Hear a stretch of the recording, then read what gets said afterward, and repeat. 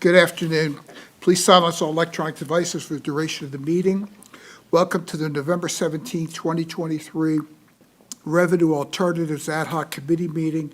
My name is Councilmember Gil Schussler, Revenue Alternatives Ad Hoc Committee Chair. This meeting is now called to order. The meeting format is hybrid. Committee members are physically present at the HART Administrative Offices, 1201 East 7th Avenue, Florida Conference Room, and the rest of the board members are participating via communication media technology. There is no quorum present to take any actions, but the committee can form a consensus.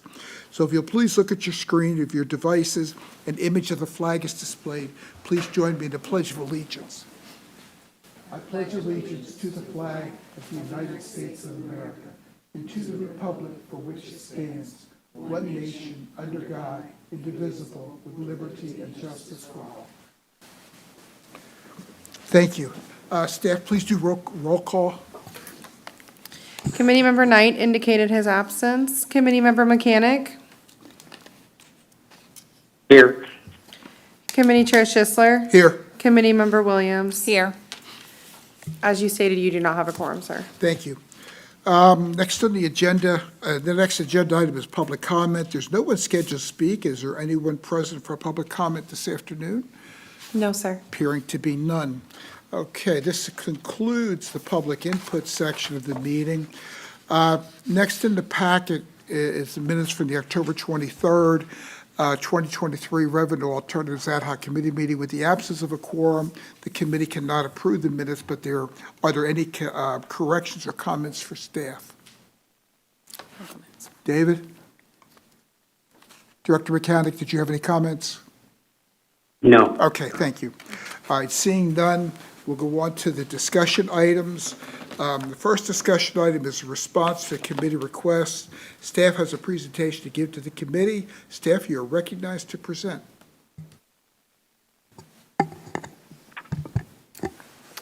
Good afternoon, Chair, committee members, and Mr. Danville. Justin Laffler, Director of Budgets and Grants. So first, we're going to go over a review of this upcoming year, this fiscal year's budget. Our combined annual budget for operating and capital is $159,149,766, and that is comprised of $108,688,780 for operating and $50,460,986 for capital. The bulk of our revenues comes from ad valorem. This year, we budgeted $72,865,413 in ad valorem, and that's an 11.5% increase over what we budgeted in 2023. This is an operating budget summary of all of our revenues that are entered into our operating budget. But this is really a breakdown of all the revenues that we'll receive. So you see the first line is the ad valorem tax revenue, where we budgeted it for $72 million, and that makes up 67% of our operating budget.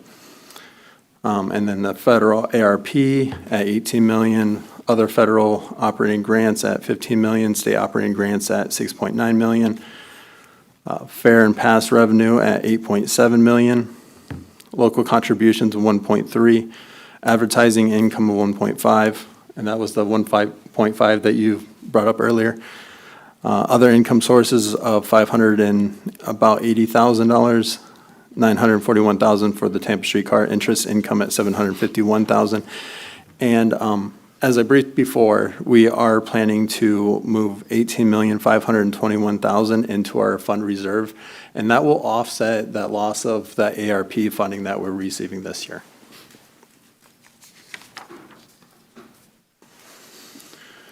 Our operating budget summary continued. This is the expense side, so these are the major categories.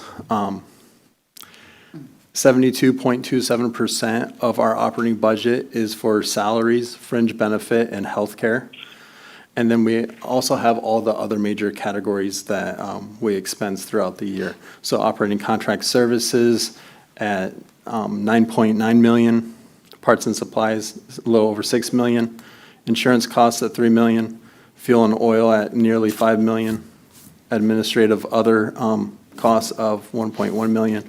Administrative contract services at about 2.2 million. Legal services, 800,000. Utilities, 1.1 million. Marketing and printing, 300,000. And taxes and fees, 264,000.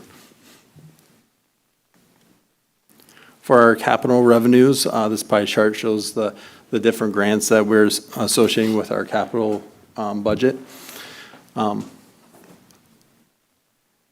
And so the majority of it comes from the FTA. So we have FTA grants, the 5307 at 26 million. And then we have other grants, some grants from the Florida Department of Transportation, 107,000. The bus and bus facilities, 5339 at 3 million. FTA State of Good Repair at 5337 for 1.2 million. And FTA Emergency Relief Program, grant program at 900,000. And then there's 19 million in discretionary grants. These are the major expense categories for the capital projects. Rolling stock and maintenance at 19 million, which is 38% of the capital budget. Facilities and construction, $10 million, or about 20% of the capital budget. Technology, 28% of the budget at 14,500,000. Planning and studies, 850,000, which is 1.6% of the budget. Bus stops and shelters, 5,300,000, and that's 10% of the budget. And safety security has 326,000, and that is a little less than 1% of the capital budget. This is a breakdown of the 5-year capital plan. So only the fiscal year 24 proposed budget is budgeted. The rest of the years is the plan, right? That helps us to budget, it helps us to find funding opportunities. So this year's capital plan is budgeted at 50 million. And then what we have for the next year, 2025 capital plan would be, is proposed at this point at $79 million. We would take a look at the time when we go through the budgeting process to see what projects that we have funding for and what we can move forward with. And we do the same thing throughout the multiple years. But it's a planning aid for us to be able to identify major projects and try to find funding for those projects. So if there's no questions, I'll pass this on to Justin Willits. I do have a question, Okay. Chair. Go ahead, I have a If question. we could go back to the last page, please. Yes, ma'am. 50 million to 79 million, that's a significant jump. I'm just wanting to look to see where we plan to, Well, there's Make up a this few piece. major changes. You see bus rapid transit at 15 million. Also facilities and constructions goes from 10 million to 18 million. I believe that incorporates heavy maintenance facility. And then the vehicle and maintenance total also climbs $12 million, and that would probably incorporate additional vehicles. thank you. Yes, ma'am. Well, Mr. Chairman, can I follow Yes, up David, on that? yes, please, David, I'm sorry. Yeah, does that, I mean, that's you answered the question by saying what the additional amounts would be going for, but where do you expect that money to be coming from? Or is this just a wish list that gets whittled down as you enter or proceed into that year? In most aspects, it is a long-term plan, right? So we identify the things that are needed, and then based on the funding that's available, we decide which projects that we move forward with in that current year. And we look at all the projects and the priorities of those projects to see what can be moved to a future year. A lot of the projects that have capital, that are on the capital, comes from grant funding. So if we don't receive the grant funding for that project, we wouldn't be able to move forward with that project. So, I mean, in theory then in 2025, you're saying, you have 79 million worth of projects, but if you didn't get an increase in capital funding, you'd be looking at cutting stuff out to come down to somewhere around 50 million, right? Correct. Yeah, we would only budget for Okay. our potential revenue sources for the capital budget. Right, okay. Well- So this really is just what you would like to do without really knowing whether the funding is going to be available. Correct. It's just a plan at this point, yes. But Okay, all right, thanks. to that point, we may not spend the whole 50 million for this year either. It's still too early to say how much of that's going to happen. Absolutely. Any follow-up, Ms. Williams? Okay, all right, now I got some questions. ARPA, the 18,029,000. Okay, we're going to, have we allocated, and we may have, and I'm just not remembering what we allocated to because I got city numbers in my head too. Where have we allocated that to? So the ARP, American Rescue Plan, Yeah. is a federal grant that came across because of COVID. Right. So we would use that for operating expenses. Okay.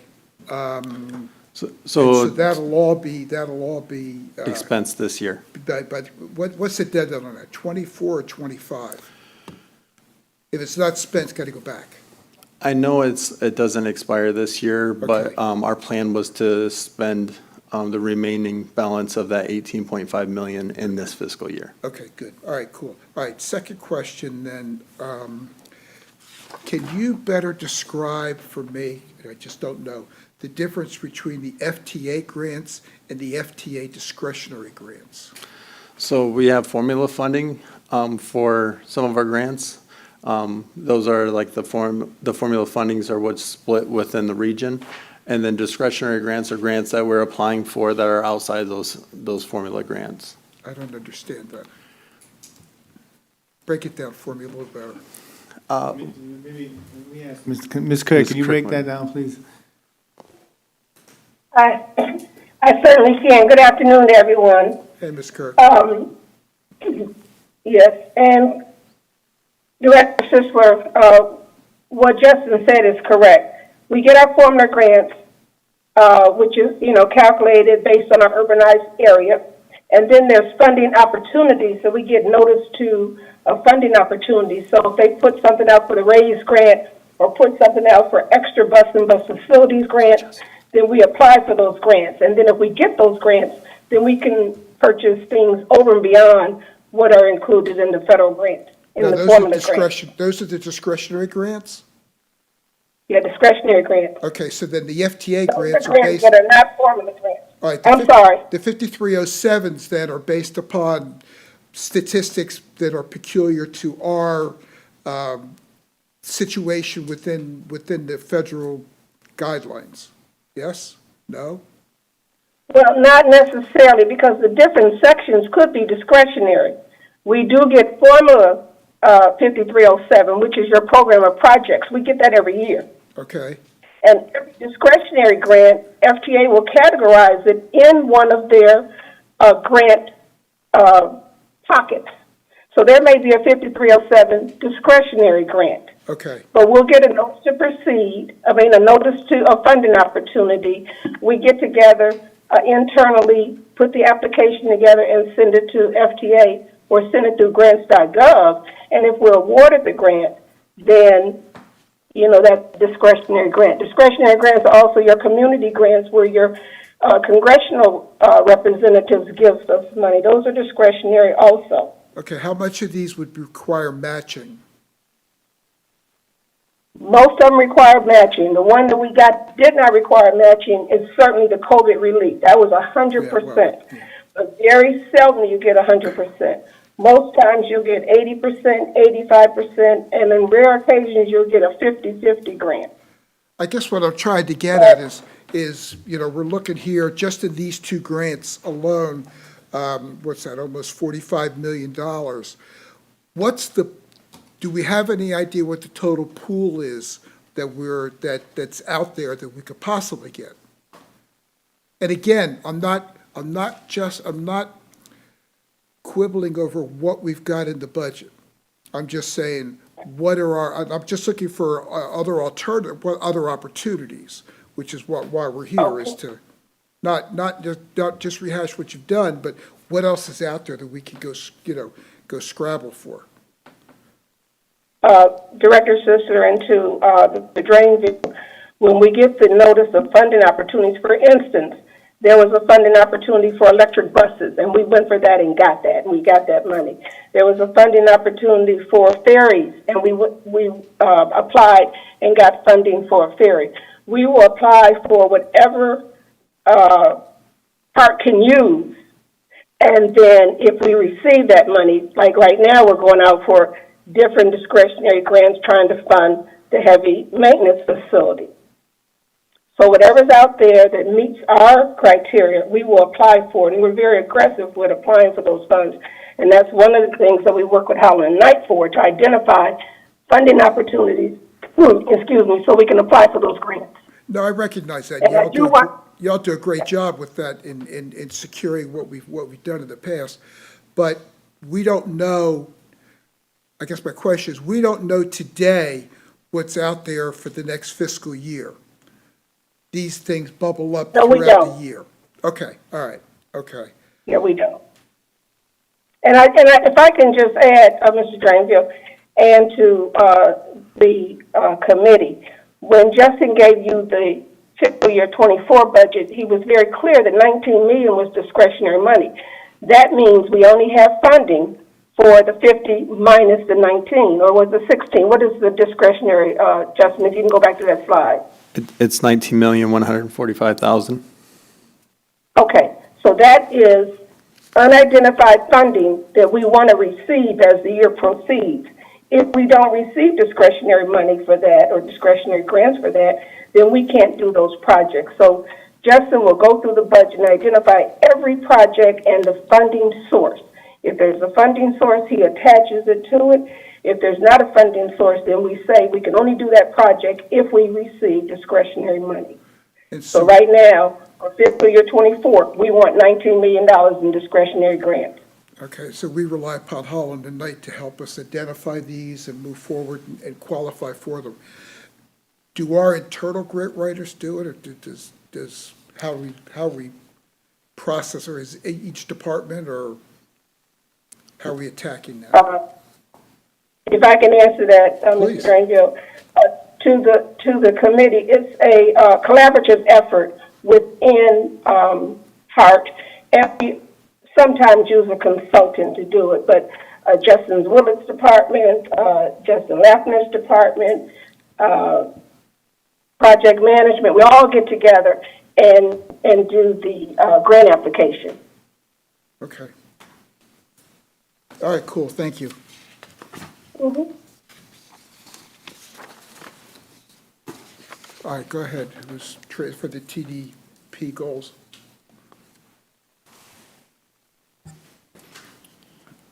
All right. Justin Willits, Director of Planning and Scheduling. Just going to review briefly the TDP goals. 4 major goals are included in the TDP. Be financially sustainable, prioritize customer experience, support employee success, and enhance community value. Goal 1, financial sustainability. Short-term objectives, evaluate route productivity and implement improvements, which you hear me talk about pretty much every time I speak. Identify and evaluate revenue opportunities, and that's what we're here for today. Seek additional funding for services, maintain multi-year capital plan, incentivize private sector and community transit investments and partnerships. And then mid-range objectives, increase frequency in the existing service area, implement the TAM plan, transit asset management, seek funding for energy and environmental initiatives, and manage costs effectively. Prioritizing customer experience, big on the technology implementation, improving on-time performance, investing in customer-focused amenities from shelters to real-time data displays, and enhancing those customer communications. Those are the short-term. Mid-range, expanding mobility options, maybe for on-demand service or enhanced flex service. improving accessibility, evaluating safety technology solutions, and ensuring services address our community needs while reducing the number of safety events. Supporting employee success, improve strategies to recruit diverse applicants. I think the HM is a great example of ways to recruit talent. People want to work in modern, really nice facilities, so that's going to be a big sell once we get that facility built. Promoting diversity, equity, and inclusion, creating opportunities for shared ideas and experience, focusing on health and wellness and rewards and recognition, and then mid-range objectives, maintaining the safety plan, the security plan, and including safety and security in capital projects, and enhancing training and career growth opportunities. Enhancing community value, short-term objectives, support of affordable housing initiatives that align with transit service. That's a big one I've been talking about for many years. You find a lot of times in this county, we're building affordable housing in the wrong place, and then the burden comes to the transit agency to chase that, and it becomes pretty bad service and pretty unattractive service, and you're really putting those people in a bad position, not locating them near our services to begin with. Collaborating with other agencies and government entities, that's a big thing in my department, working with the city and the county to find those synergies for our projects. Growing partnerships with HCC and technical schools, assuring equity as part of the funding process, and pursuing innovation to enhance value. Mid-range objectives, planning on high-capacity corridors with services like BRT and the streetcar extension, promoting better transit services, and coordinating with local jurisdictions, planning agencies, and developers on modernizing their land development code, reducing prescriptive parking policies in the urban areas that have transit service, and ensuring promotional material is culturally sensitive. So funding sources for peer agencies, I believe I continue on here. Somebody stop me if I'm not supposed to be the one. So operating funds expended, these are 2021 numbers, which are, they're a little bit tricky because of all that COVID relief money, but it still gives you a pretty good picture of where we stand. Here, the percentage we're showing is indicating the share of the total that corresponds to our local revenues. So on this one, the source of operating funds, we are basically through our ad valorem, we are generating 41% of what was expended in 2021, compared to PSTA, for example, that had 61% of their funding, and then Broward, Palm Trent, and so on, you can see. Capital funds expended, you can see here, 17% of the very low amount of capital dollars we spent in 21 came from a local source, because we don't, as we all know, we don't really have a dedicated capital funding source. We usually steal that from our ad valorem, which is really our operating budget. And then this one really tells the story. We're working to update these numbers for this year because it's a little cleaner now that we're kind of getting all the COVID and federal relief money behind us. But basically, when you look at the per capita spending for our tax base of ad valorem, we come in at about $27 per person in the county that we spend on transit service compared to PSTA. The difference you see there is primarily because they have 3/4 mil and we are maxed out at a 1/2 mil. So that's our closest peer we like to compare to. Those numbers are fluctuating a little bit as we update them and kind of look back to the pre-COVID budgets that don't have a lot of that ARPA funding and all that federal stuff that's been in there, kind of mixing things up in our operating budget. But it's still roughly 2/3 of what PSTA generates on a per capita basis. And then fare box recovery? Can we Sure. go back with the, Ms. Williams, do you have any questions or anything? David, do you have any questions? No, sir. Okay, I do. Can we go back to the funding sources for peer agencies? Sure. Why the huge disparity with Miami-Dade? Strictly population, or what are they doing differently than we're doing? So they have a big metro rail system. Well, not big, but That's actually probably small compared to most major areas, but they have a lot more service. They have Metro Rail, they have the People Mover, they have a robust bus network, and they have commuter rail for Tri-Rail. So they get a ton of federal money because of how large their operation is.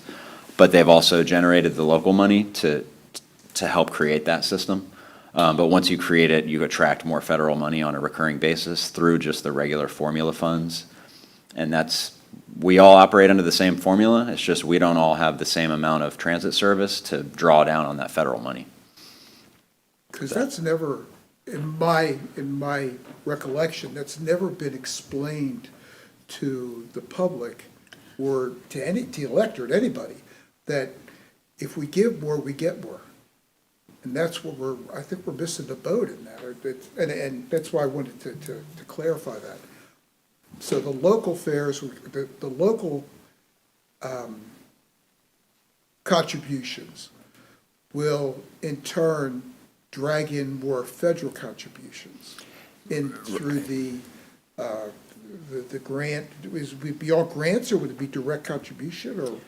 Right, well, so that's the big thing. What we talk about locally a lot is how our local funding helps us draw down for big capital projects. Right. But then the long-term sustainability of those is the same. It's the same thing, because once we have that service up, we're going to draw down more federal funding for operations and state funding for operations. So it's true both on the capital side and on the operating side. But that's a great point, because at the TPO meetings, we talk about it. We can't deliver projects because we don't have a local funding source. But we can't do either. We can't deliver them because we don't have a capital to build the BRT project. We don't have a capital match in our pocket right now. Right. So we're trying to be creative with how we do that.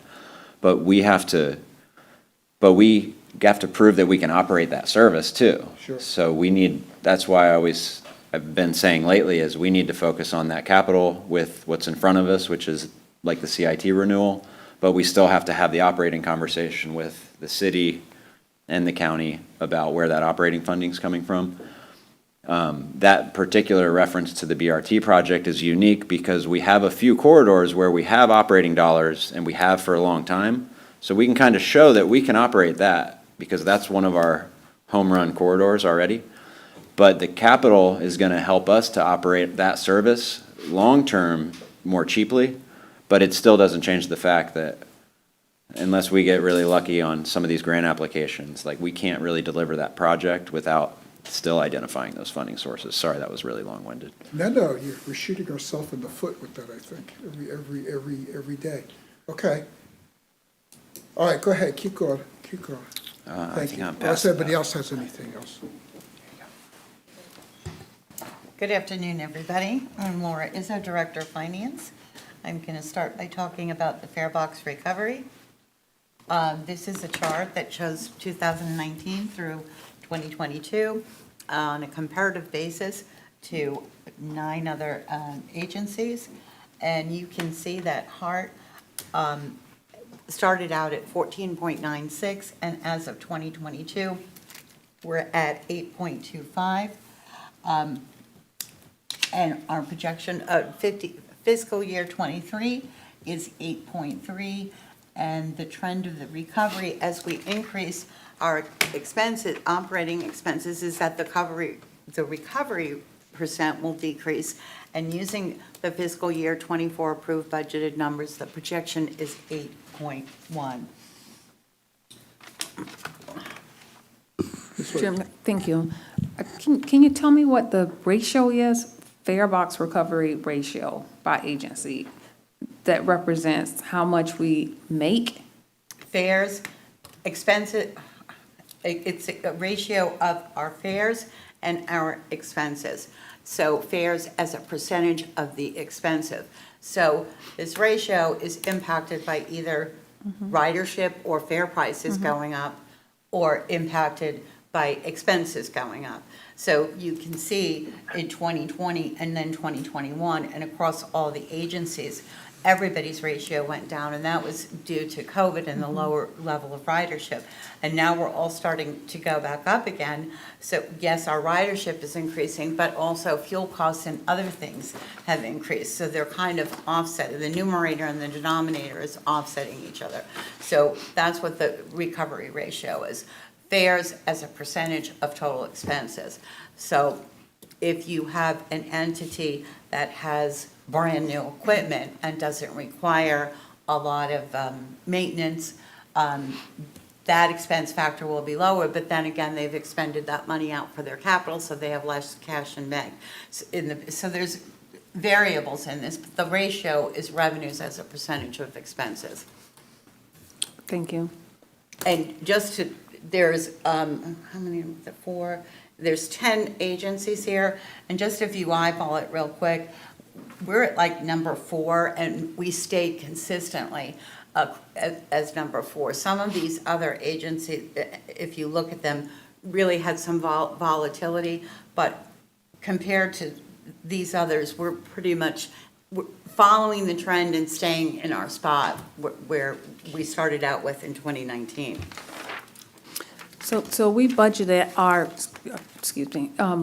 budgeted our fuel and oil at 4 million. It looks like we, for 2024, and then I think we had 7 million for 2023. So this ratio would just instantly rise as a result of lower fuel cost. Lower expenses in total, right? So it's a percent of the total budget. So you're correct. If your expenses go down, then your percentage goes up because you brought in the same amount of money, but you paid out less expenses. Thank you. Now, David, did you have any questions? No. Okay, so the fare box recovery then will relate directly back to the 8,162,000 in your report, Justin, Yeah, so if you look at, for 2022. So I'll just show you real quick since this slide is in here.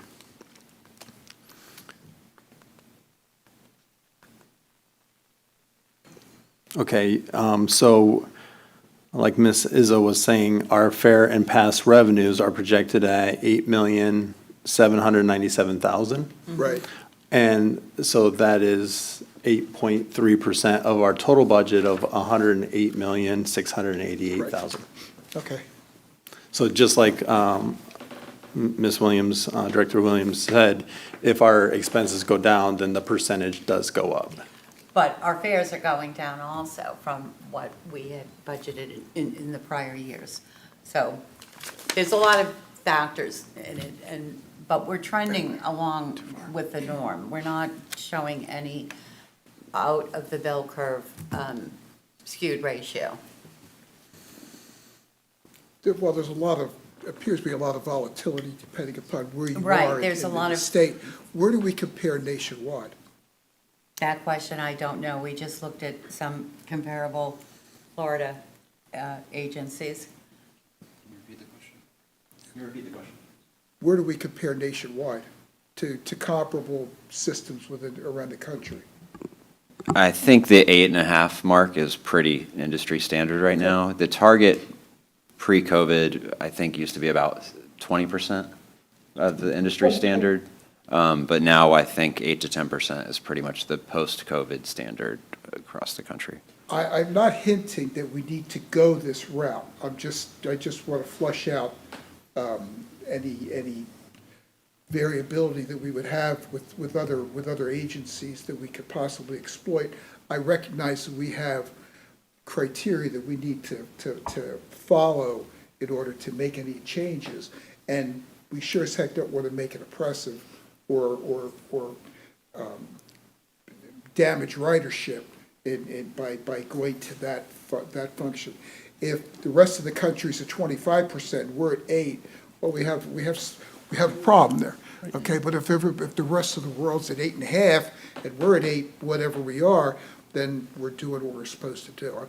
Again, the objective of the group is to flush out new opportunities and find out what resources the staff needs in order to make that happen.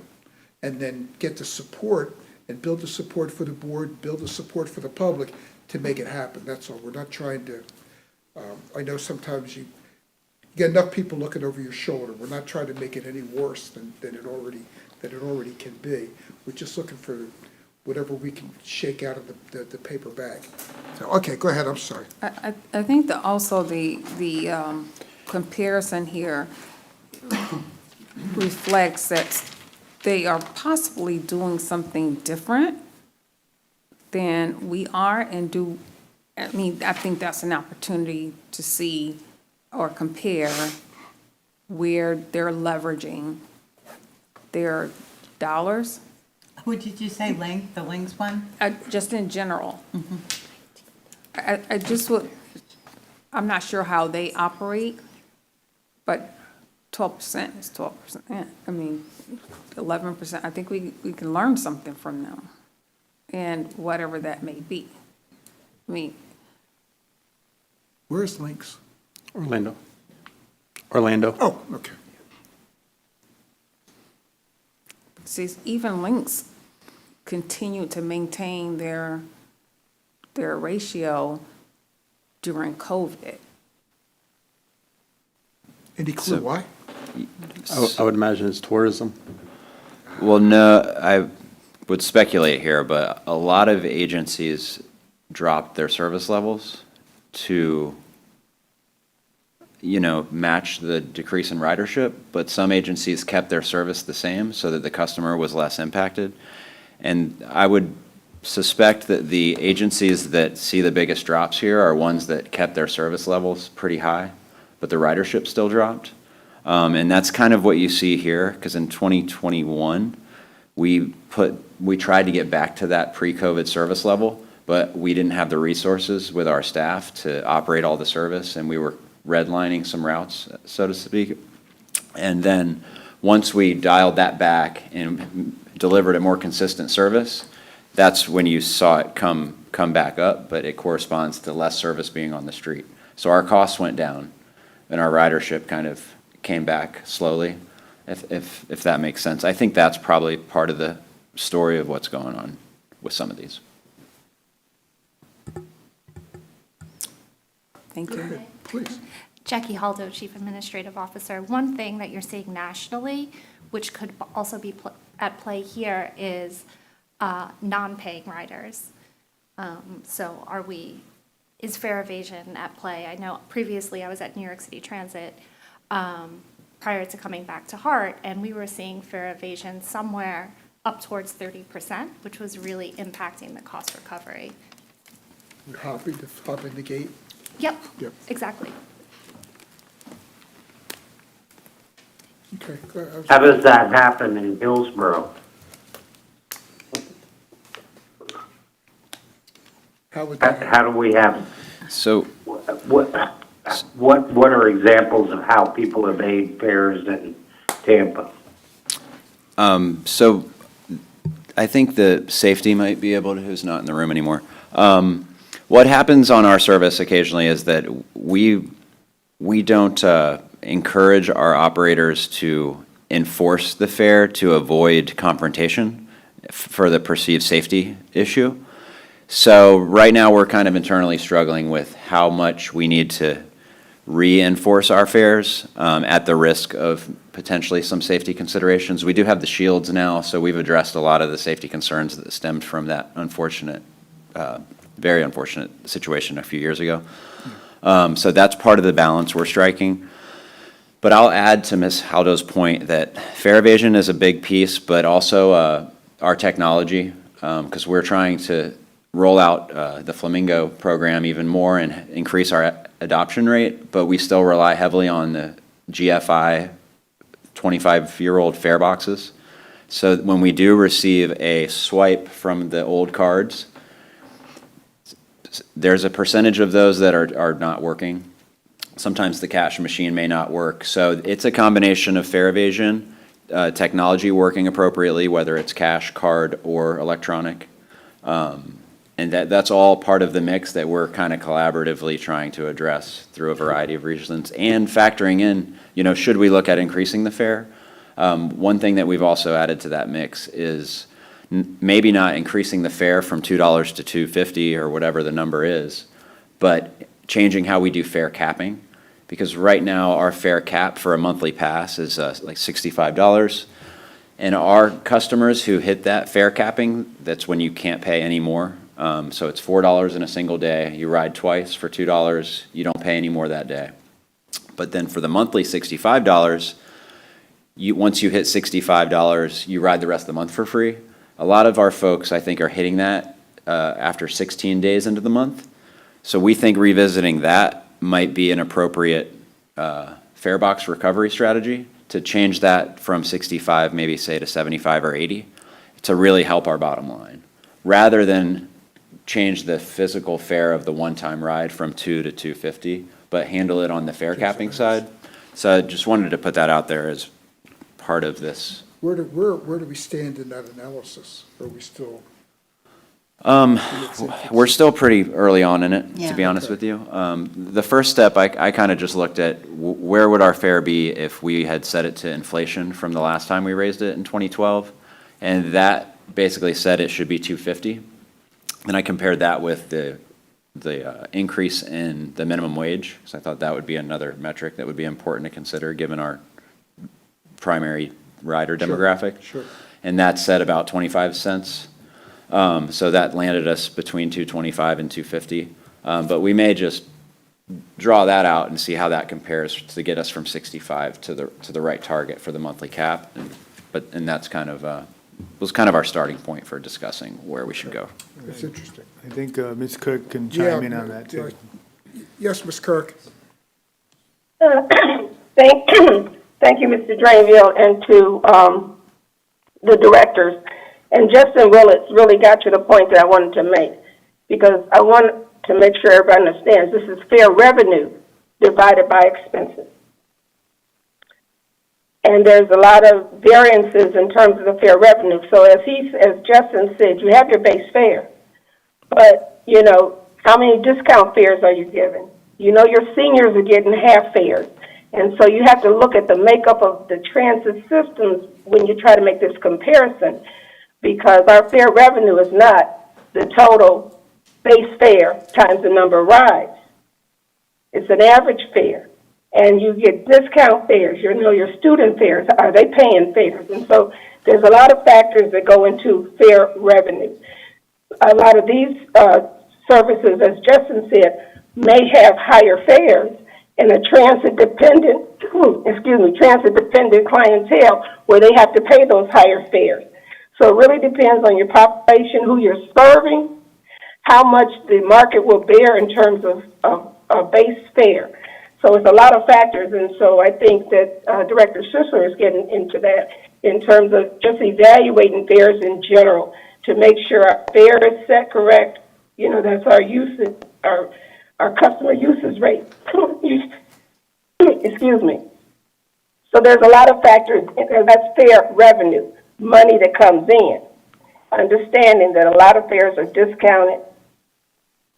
Our streetcar is free except for what we receive from the state. And so there's a lot of factors into the fare revenue. And that may be, as Justin Willits said, a very good topic for discussion to make sure our fares are priced where they should be for our metropolitan area.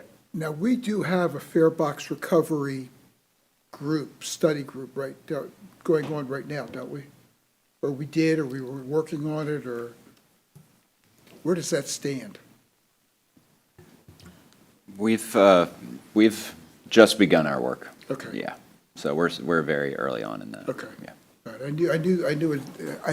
knew it had at least one meeting. I wasn't sure if it had done anything else at this point. Because that'll be interesting information, not now, for down the road when we develop some of these. Okay, cool. All right. And, David, did you have any questions? Well, I have a comment. The idea of analyzing the fare box recovery sounds like something that is really an ongoing staff undertaking. It's not something we just decide to do next year and then we stop looking at it. I assume it's something you all are looking at all the time. Maybe not, I don't mean every day of every week, but it's something which is an ongoing thought process. Is that correct? And that is correct. There's so many variables. This is a constant, something we look at constantly. There's really no cushion. We can actually stop, whether it's, the age of the fare box or, the partnerships with the schools. So it's definitely going to be an ongoing thing, so. But Right. at least it's happening. Yeah, I only make that point because, this committee is looking at, financial alternatives, and that's something, so we're looking at essentially new revenues if there is such a thing. And what this fare box discussion is really something which is not really new. It's just part of running a bus system or a transit system. Agreed. Agreed. Okay, go ahead, Ms. Izzo. Okay, next slide is, the question came up at the prior meeting, what was our Flamingo fare rides per route? So this reflects from the highest usage to the lowest usage.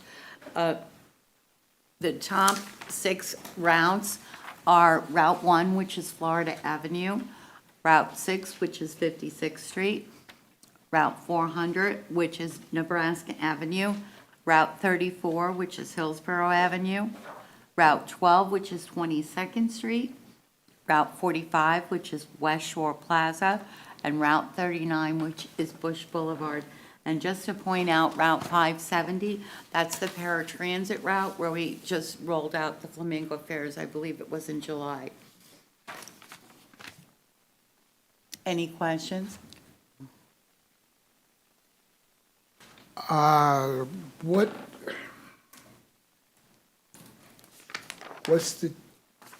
is Flamingo influencing or a factor in the difference between the regular fare and the discount fare? Is it the discount fare is the Flamingo fare? Is that what this is trying to say? This is showing, because the question was asked, what route is Flamingo, what's the percentage of Flamingo fares usage on each route? So that's what this slide is showing you, where the usage is the most.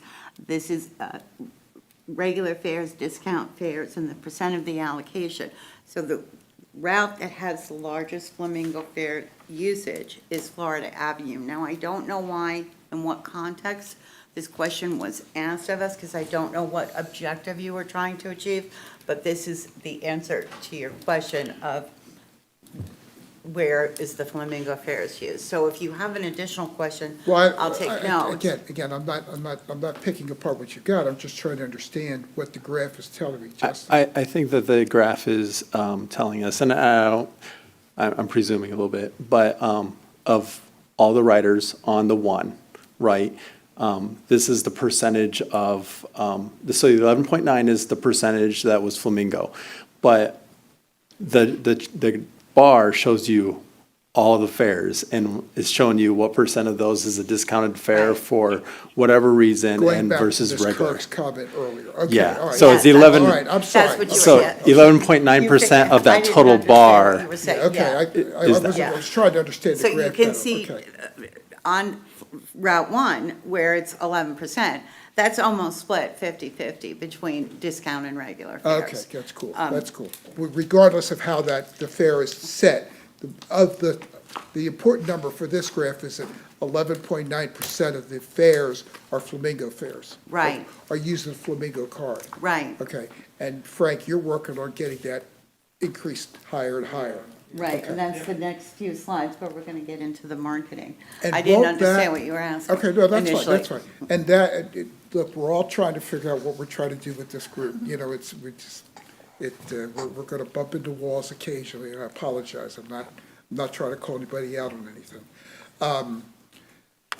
An increased improvement, it says, increased usage of Flamingo should help the fare box recovery ultimately by less people jumping the fence type stuff. Okay.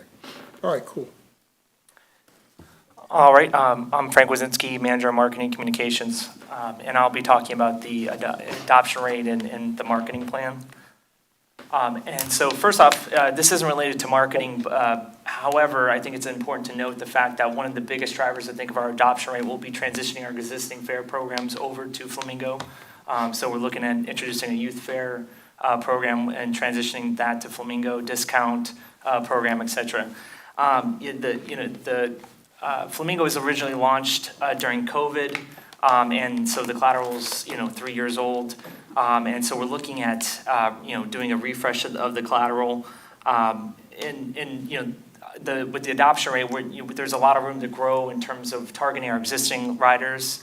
And it's a lower cost for that adoption. So we're going to focus heavily on our existing transit advertising assets, things, like facility signage, as you see here, onboard our buses, exterior buses, doing a bus wrap, looking at, going back to the previous slide that Laura had mentioned, targeting those lower ridership routes, and like our HART Flex services to make sure that, they know that, at the shelters there, we can do advertising, letting them know that that Flamingo Fares is available on HART Flex service now.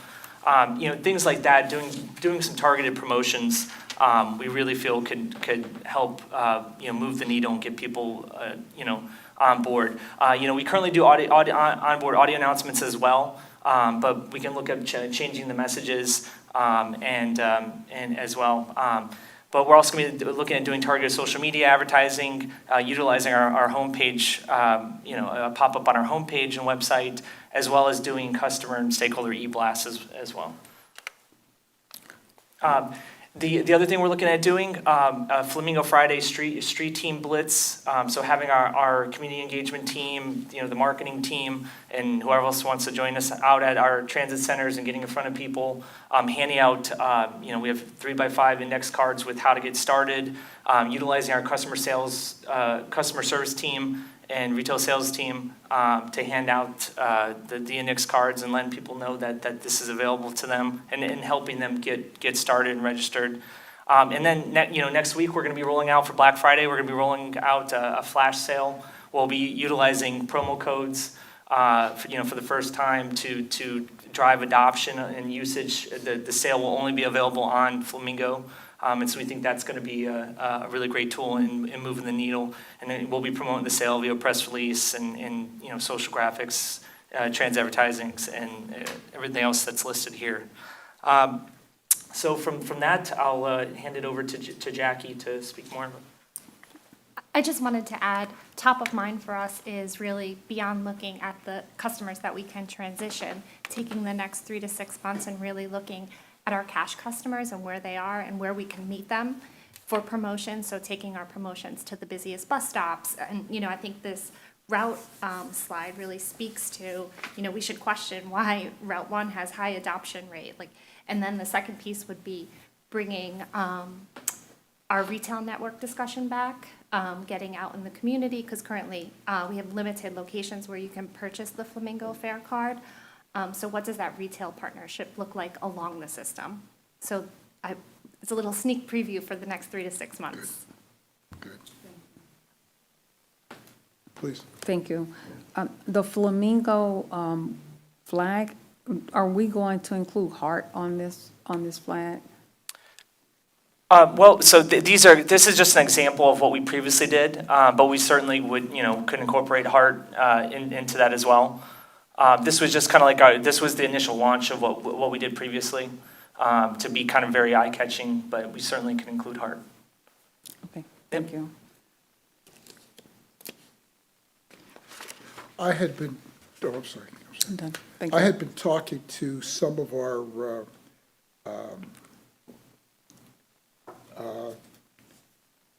customers that like the initiative like the initiative that Chairman Vieira has been working on for our developmentally challenged customers. I've been talking to some people that I know and they were saying that they would love the Flamingo opportunity.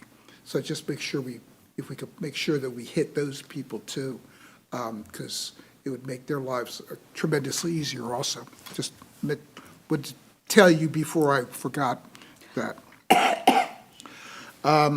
Okay, any other questions, David? Any questions or comments? No, I'm good. Okay, all right, cool. Next, then, we have process to increase ad valorem. Julia Mandel. Thank you. Excuse me, thank you. As I indicated at our last meeting, David Smith had prepared a memorandum which described the process for proceeding forward with increase to the ad valorem millage rate. We went ahead and just updated it, and just so that we made sure what had changed and to highlight that. But just kind of in short, the process would require all of the jurisdictions in Hillsborough County to go ahead and take an action to approve an increase of our millage rate. Then obviously this board would have to do that as well. It would require a vote of the electorate, so it would have to go to referendum. What has changed between the last time we looked at this and today is there was a change in state law which requires that action to go on a general election ballot. So the next opportunity that would be an available option would be in 2024. We would need to find out exactly what that date would look like in terms of the last time we would have to get that on the ballot. But that being said, before we could even proceed forward to that, action would have to be taken. Probably would start with this board taking an action, asking the other jurisdictions to take the action to allow the millage rate to be increased, and to then go ahead and place that as a ballot. So that process has been in place for a period of time and it exists. Would you like me to go ahead and speak about the other issue that you and I talked about? Sure, The CIT? please. Director Schisler asked me after the meeting to go ahead and I look at the process that could take place for the CIT tax as it is moved into being approved. Many of you may or may not know that was approved approximately 30 years ago. I remember that because I was actually a baby lawyer in Hillsborough County when that was approved. So I have aged along with the CIT tax in my legal career. But that being said, that tax, that is an increase in sales tax of 0.5 cents. So that tax will expire, I believe it's in 2026. So what would first need to occur with that is a desire on the part of Hillsborough County to go ahead and approve that tax to go on the ballot. I don't know where that is in the process. I have, as many probably have, heard that there's ongoing discussions on that. So that is something that would need to occur only at the county level. That is not something that occurs at any of the other jurisdictions. The second part that's important for our purposes is that the specific, not when I say the specific items, the specific categories of items would need to be part of the ballot language. And so if there is a desire to do anything that might relate to our organization, there would need to be a determination of what category of usage that would be under in terms of would it be considered a transportation role. The way the statute is drafted, it does seem to allow those types of capital expenditures. It would never allow for any kind of operational expenditures, but for capital expenditures, for example, the heavy maintenance facility, or for example, maybe increasing our fleet, those kinds of things. So those are questions to ask, but it would have to be something that is determined by the Board of County Commissioners in their sole discretion as to how they want to manage and draft any kind of ballot language as an ordinance, and then to a referendum. Again, that is a referendum that also has to be on a general election. So for that purpose, it would need to either be in 2024 or in 2026.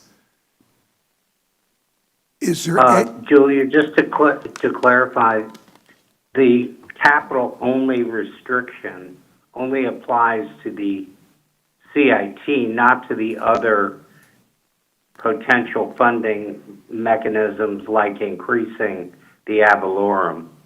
That is correct, yeah. For The ad HART. valorem is a general fund that could be utilized however is deemed appropriate. The CIT, the Community Investment Tax, statutorily known as the Local Government Infrastructure Tax, is limited per Florida statute only to capital expenditures. Right, I just wanted to make sure it was clear. Right. That restriction only applied to the CIT. That is correct. follow-up to that, is there any what's the statutory calculation? Like, for example, Temple Terrace gets $1.8 million a year out of the CIT. How is that calculated, or is that laid out in the statute? It's not laid out in the statute. I didn't research that specifically, but I would imagine that that was part of the process at the time. You know, back 30 years ago, when this was being done, we hadn't dealt with the second part of the statute, which we've now dealt with, which was the transportation tax. And so some of those processes and laws have been reevaluated. But I mean, I haven't specifically looked at that, but I don't recall there was anything specific in the statute that related to percentage to municipalities. Okay, because that could, yeah, Justin. I think that's part of just the negotiation and process of getting it on the ballot again, is discussing how much of the annual allocation would be for smaller city like Temple Terrace, or City of Tampa for that matter. My follow-up was, does the City of Tampa have to approve that agreement before it goes to ballot with the county? Is the question whether or not, in terms of the allocation, whether or not there needs to be some kind of separate agreement with the cities or all the cities or with whomever that goes towards? I don't have the answer to that question. When I was reviewing that, I was just reviewing it for the purposes of process. You know, what I will say is that is really being driven and will have to be driven by Hillsborough County and the Board of County Commissioners. So regarding tax revenues, future tax revenues, we have two that are potentially up for discussion. One would be an increase to the ad valorem, okay? So even if we did a 50% increase to the ad valorem, we're talking current dollars, what, 36 million, okay? But it would be possible, theoretically, to put it on the ballot in '24. We have the time to potentially put that together and get it on the November 24 ballot. That is correct for the ad valorem. That's the soonest you could get it Right, I on the understand, ballot, as understand. opposed to, you know, going to 2026, which is also an available option. But the soonest you could do it would be 2024. That being said, we don't have the exact date of when that needs to be to the supervisor of elections, so my comment on that would be probably sooner rather than later. Right.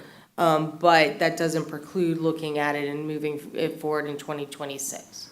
And all that, and what would require initiation by this board, our board, then Correct. ratification by all the municipalities?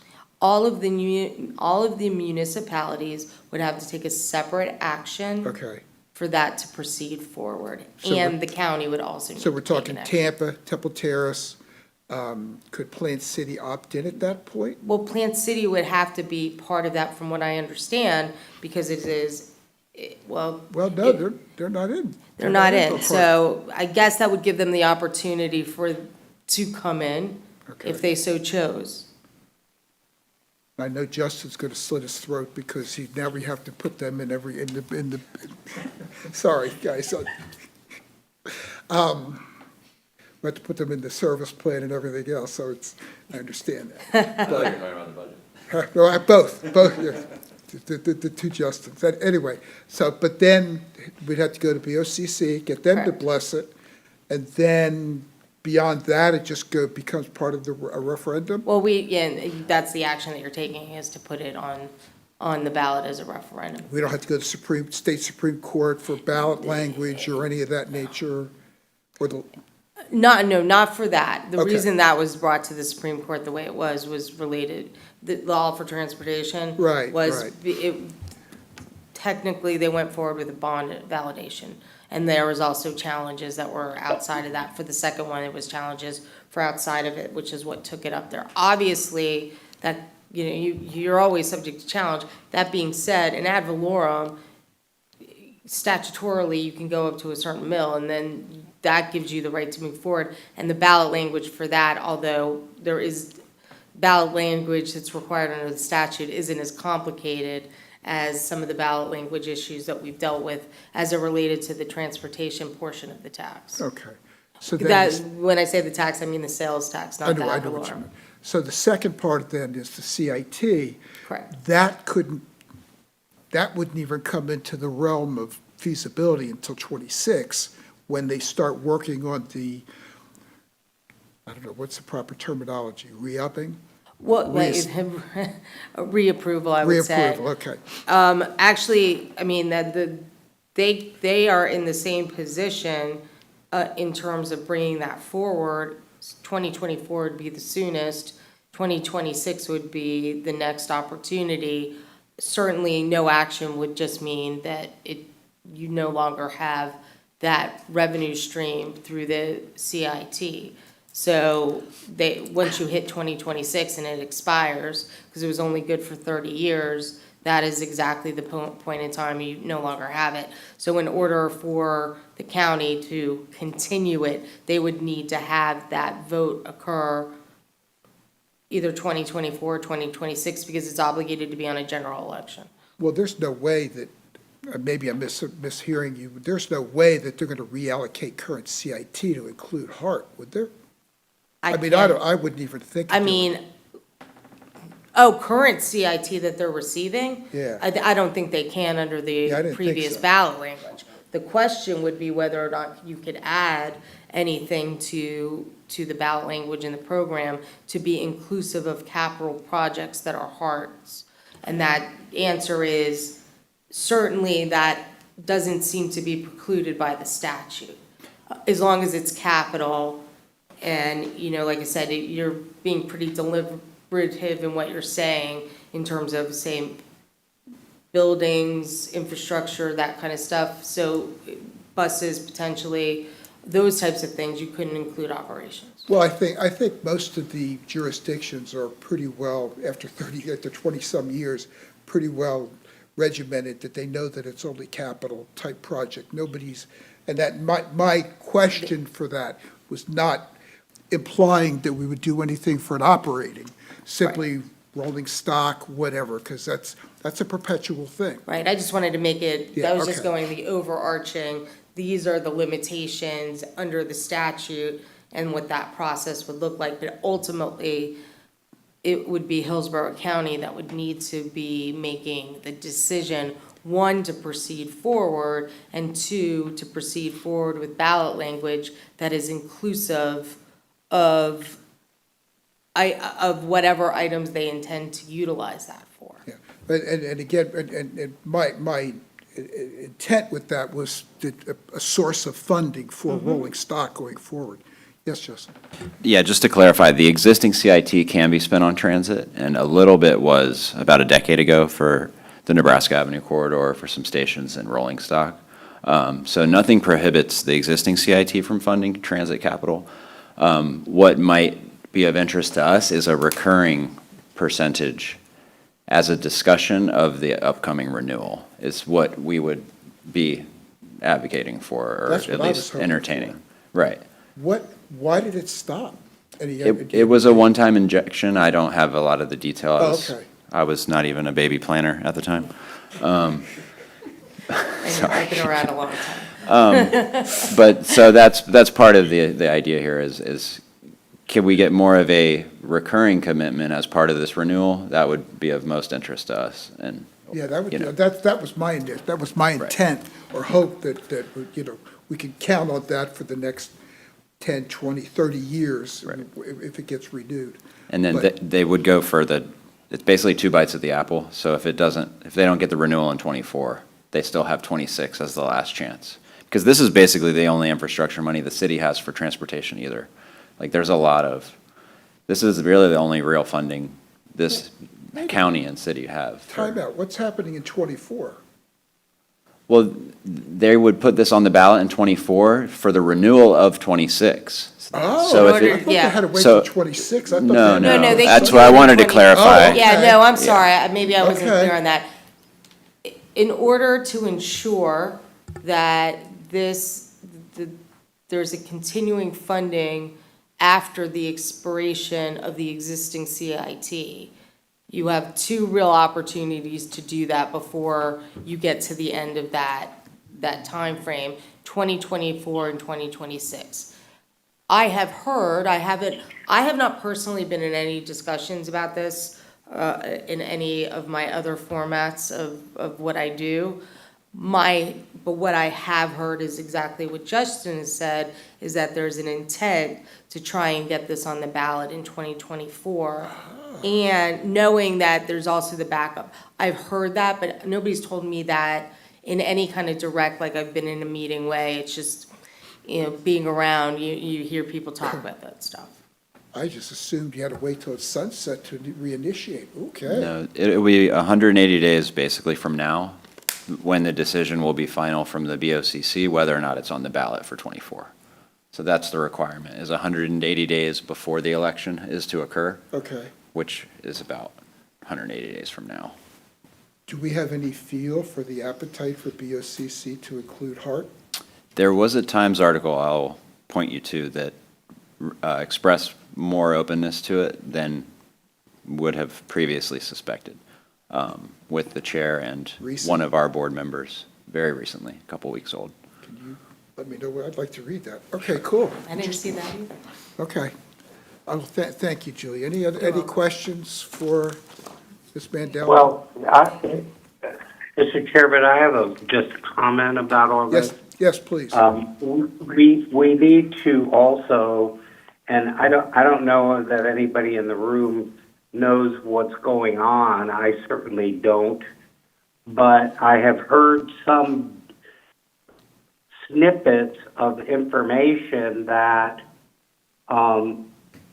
someone is reviving a discussion about the All for Transportation referendum.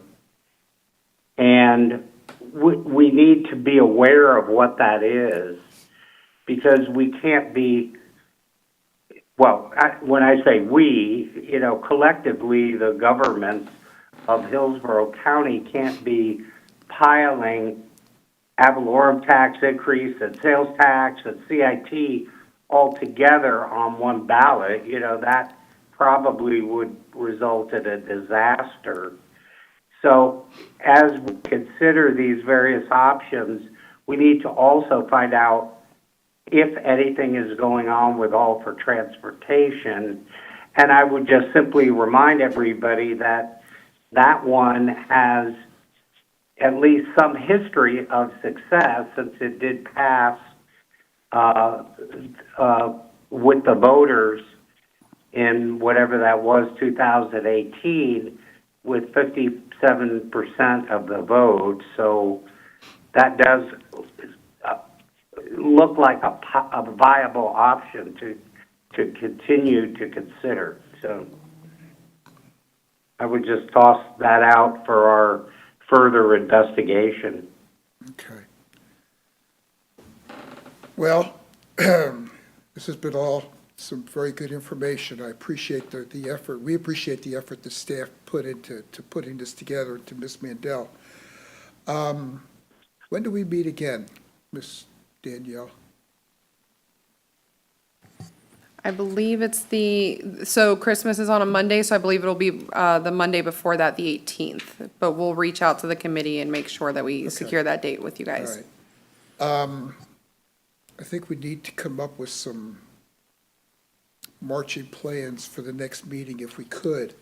I would like to do some analysis with Justin on the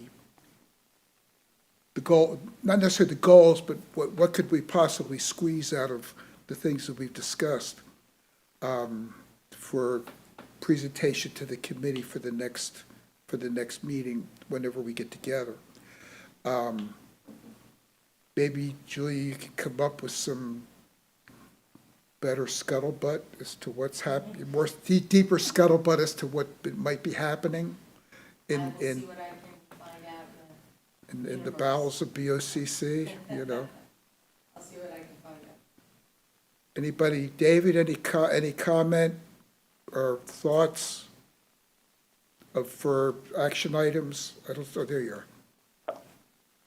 Well, there was one thing we discussed at the last meeting, and it seemed to me it sort of fell by the wayside, but I would like to hear from, not necessarily today, but from staff maybe at the next meeting.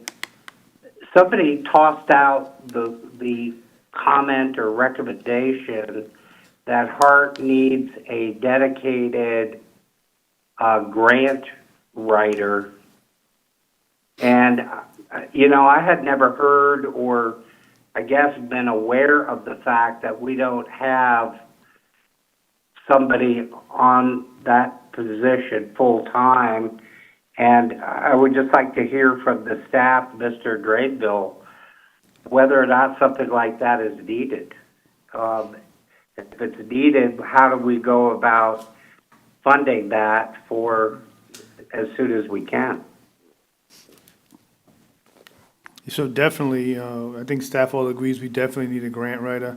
We did have someone in the past who did retire, who did a lot of our grant writing. And so definitely having staff look at if we can consolidate, look at the vacancies we have, and see if we can consolidate or put something together to find that person, that grant writer. Yeah, I mean, it just seems like an agency of our size, it seems like a given that we would have somebody, pretty much dedicated to that, if not more than one person, for that matter, But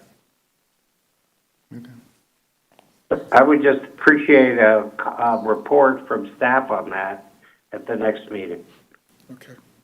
We can provide that. Ms. Williams, did you have anything you want to add? Yes, I recommend that we look at revenue and expenses. What can we do to eliminate or reduce some of our expenses, some initiatives that you may know firsthand or your employees may know that, we could make some improvement there, as well as those initiatives we can grow the revenue. I think we have to approach it from both perspectives. Thank you, Mr. Chair. Okay, thank you. Mr. Drenville, any comments, questions? It's almost 4. It's almost 4 o'clock. You guys, eyes are glazing. Yeah, I believe We've been here for we're 3 hours good, plus, yes. So. No, we're good. Okay. Staff, any questions, comments, thoughts? Ms. Kirk, anything? No, I'm with Mr. Granville, I'm good. Okay, very good. All right, well, if there's nothing else, I'd like to, any old business? Any new business? Hearing none, I want to wish everybody a very happy Thanksgiving, and this meeting is adjourned. Thank you. All right, thank you. Thank you. Good meeting.